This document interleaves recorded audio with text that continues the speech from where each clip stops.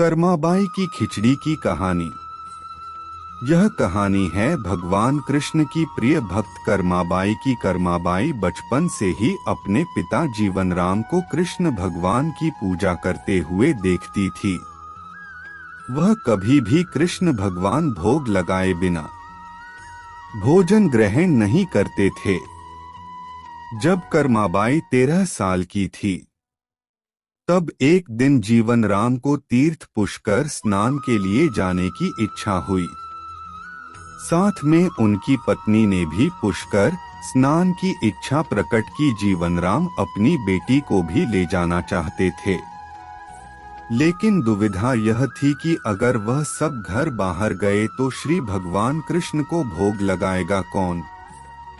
तब जीवनराम ने इस नित्य कर्म की जिम्मेदारी कर्माबाई को सौंपी और कहा कि देखो बेटी कर्मा, सुबह भगवान कृष्ण को भोग लगाने के पश्चात ही तुम भोजन ग्रहण करना। कर्मा ने भी अपने पिता की हाँ में हामी भर दी। अगले दिन सुबह कर्माबाई ने उठकर सबसे पहले गुड़ और घी डाल के बाजरे का खीचड़ा बनाया और भगवान कृष्ण की मूर्ति के सामने रख दिया और बोली, भगवान मैंने आपका भोग रख दिया है, आपको जब भूख लगे तब खा लेना, तब तक मैं घर के काम पूरे कर लेती हूँ। इतना कहकर कर्मा अपने घर कामों में जुट गई। काम करते करते बीच बीच में आकार देखने पर जब कर्मा को ज्ञात हुआ कि भगवान ने अभी तक खिचड़ा नहीं खाया है, तब उसे संदेह हुआ कि शायद खिचड़ी में घी और गुड़ कम है, इसलिए भगवान कृष्ण भोजन ग्रहण नहीं कर रहे हैं। तभी कर्माबाई ने खिचड़ा में थोड़ा गुड़ और घी मिलाया और मूर्ति के सामने बैठ गई। वह बोली, भगवान मेरे पिताजी जब खिलाते हैं तब तो आप खा लेते हो, तो अब क्यों नहीं खा रहे?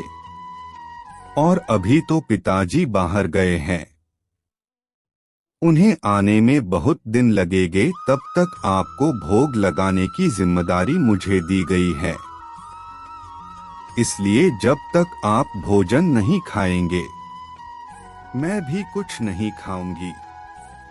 इस तरह जिद पर अड्डी नन्ही कर्मा की प्यारी बातों से कृष्ण भगवान का सिंहासन डोल गया और फिर मूर्ति में से आवाज आई, बेटी कर्मा तुमने पर्दा तो किया ही नहीं, तो मैं भोजन कैसे ग्रहण करूं?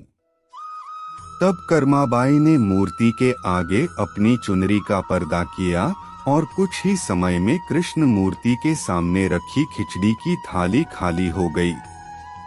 अब कर्मा रोज सुबह सबसे पहले कृष्णा को बाजरे का खिचड़ा खिलाती और बाद में खुद भोजन ग्रहण करती।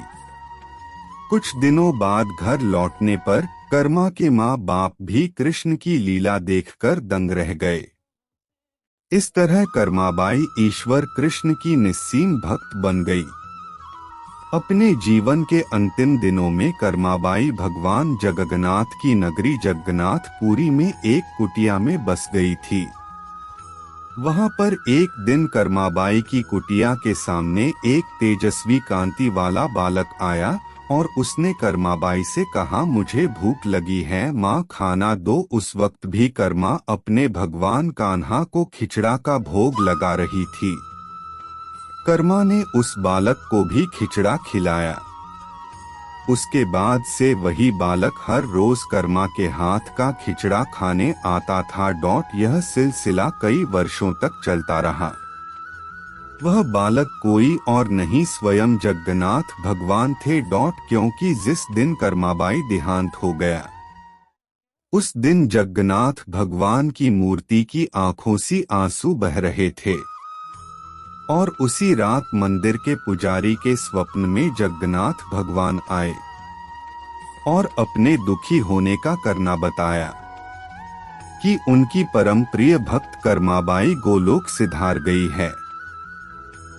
मैं रोज सुबह उसके हाथ की खिचड़ी खाता था, अब मुझे खिचड़ी कौन खिलाएगा? अगले दिन से मंदिर के पुजारियों ने निर्णय लिया, भगवान को रोज बाजरे के खिचड़ा को भोग लगेगा और उस भोग का नाम दिया गया कर्माबाई की खिचड़ी।